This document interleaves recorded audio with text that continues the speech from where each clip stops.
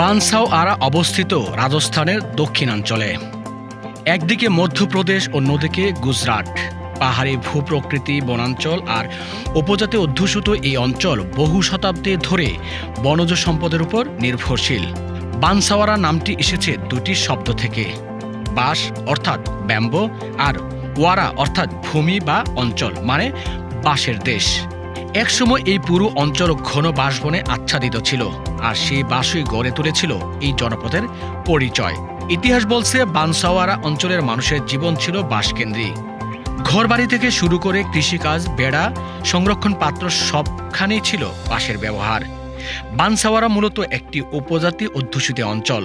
এই জনগোষ্ঠীর দৈনন্দিন জীবনে বাঁশ শুধু একটি উপকরণই নয়, এটি তাদের সংস্কৃতি, ঐতিহ্য আর টিকে থাকার মাধ্যম।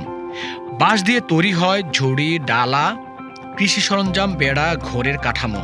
টেকসই, নমনীয় আর সহজলভ্যতা হয় বাঁশই ছিল গ্রামীণ জীবনের প্রধান ভরসা।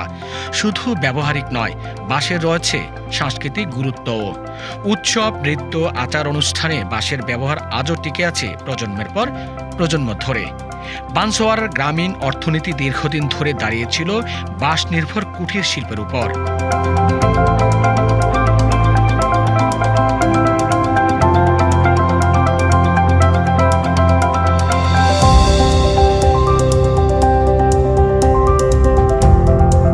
এটি সৃষ্টি করেছে কর্মসংস্থান, সংরক্ষণ করেছে ঐতিহ্যবাহী দক্ষতা।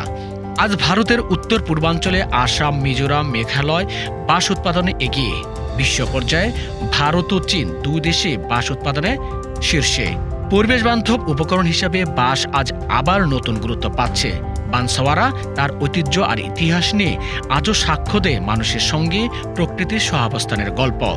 বানসাওয়ারা শুধু একটি শহরের নাম নয়, এটি এক ইতিহাস, এক সংস্কৃতি, যেখানে বাঁশ শুধু গাছ নয়, বরং মানুষের জীবনের অংশ। এই কারণে বানসাওয়ারা চিরকাল বাঁশের শহর।